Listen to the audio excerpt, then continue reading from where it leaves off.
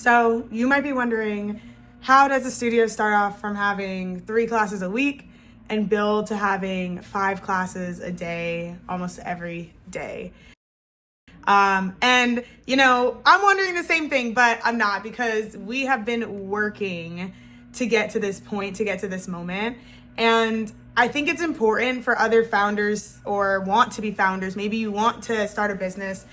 I think it's important for you to know that you're going to need to be there working all those classes first. So when I first opened up my business, I was still working my corporate job. So I only taught maybe 1 or 2 classes a week. And it wasn't until I got laid off. I had a good friend. She said to me, you know what, Kendra, you need to be in the studio every day. You need to be working those classes, and you need to just add a ton of classes to the schedule.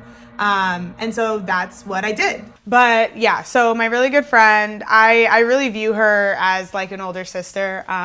You need those people in your life who are going to tell you the hard truths that you don't necessarily want to hear. But she was like, Kendra, you need to be in the studio all day, every day. You need to be working all those classes. She's like, you need to throw just a bunch of random classes on the schedule and you teach them so you can build up a clientele for those classes. And I listened to her. I listened to this friend because if I don't, big sister energy. But I listened to her and I was in there. I was in there every day, all day, working classes with one person in them. But the thing is one person then turns to 2 people, and 2 turns to 4 people. And it slowly started to build up from there. Now, I will say it was a huge help when my sister moved she lived in Texas. She moved from Texas up here to live with me, and she was already a yoga instructor, and she decided that she wanted to get certified in Pilates and she wanted to continue her fitness instructor journey. So it's perfect. So I'm like, okay, great. Come into the studio, you can teach classes with me. And so for a while it was just her and I teaching all the classes. You would look at the schedule and be like Kendra, and then it'd be like Nadia, and we did that for a good amount of time. We did that for a few months. And then we got super lucky. 2 young ladies had reached out, or maybe I reached out to one and one reached out to me, and they were just like, I would love to be an instructor.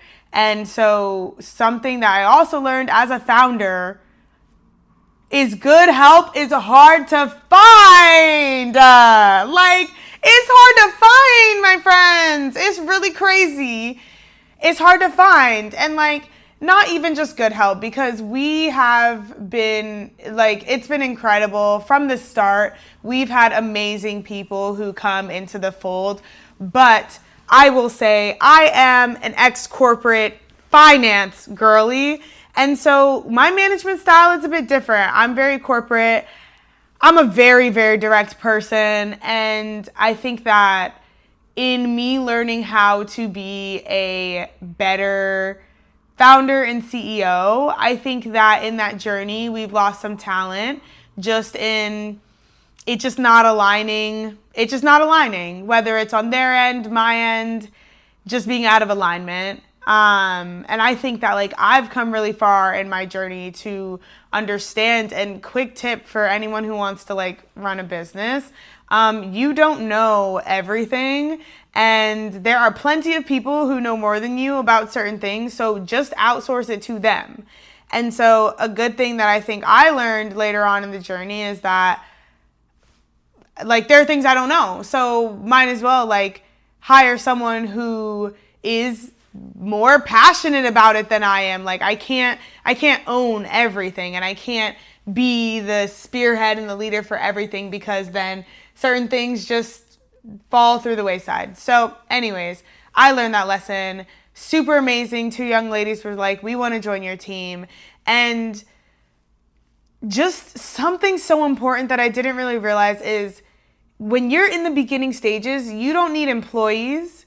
You need people who see the vision, they see the dream, they see what you're working towards, because employees are there to get a check and make their money, which makes sense. We all have bills to pay. I've been an employee for 9.5 years, but when I started hiring people with ownership mentality, that's when everything changed for me.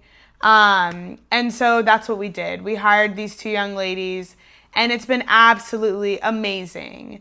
And from that, they have their own clientele and their own people that follow them, and it's brought more people into the studio. And next thing we know, we're able to have 5 classes a day. And, you know, I don't know, I'm at like a loss of words because, and I'll like share this story another time, but like we started off in like the kids' playroom of the apartment. We're in like a luxury apartment building in their like retail space, but we started off in their children's playroom, which fits about 3 to 4 people comfortably, and we had one. And it's just like, to go from that to this, we are selling out classes. We are reaching so many people. It's so impactful for me. And something that I think people don't think about is like, this isn't just a business. This isn't some big franchise or anything like this. Like, this is a small business, Black-owned small business. And we didn't go to the like dense area of town. Like, I live really close to New York City. We did not go downtown. We are on the west side, and the west side is typically like overlooked because the demographic is a lot of people who look like me and many other different shades of many colors. But for me and my business partner, it was so important for us to be a catalyst for positive change in our community. And so it was really important for us to like go into these spaces where other people are neglecting. And so I don't know, I'm just so grateful that I get to be that powerhouse. We're the only fitness club in our community, like period. There is nothing else. It is only us. And that comes with a couple of things. And I'll dive into that into a different video. But I don't know, if you've ever gone into a space where the numbers are honestly stacked against you. I remember the first, I don't know, maybe after the first 4 months, I was at dinner with some friends, and one of them is a really amazing, constantly working, like marketing strategist, business analyst. And, you know, I like to talk business. So we were all at dinner, and I was just like telling him about the business, talking him through the numbers. And he was like, you know, like based upon like your demographic, your area, the market that you're in, he's like, I don't know, it might be worth it to see if you can get out of that lease and move your business to somewhere else, because you're literally fighting an uphill battle just to try to survive over there. And I really took that to heart because, like I said, you have to surround yourself with people who know things that you don't. And I really took that to heart. But my friend also told me, you can do it. You just need to get on it. He's like, it's going to be a grind, but you can do it. And so honestly, we explored both routes. Like, you know, at the time, me and my business partner were pouring like $2,000 each per month into the business. This is when I had my corporate job.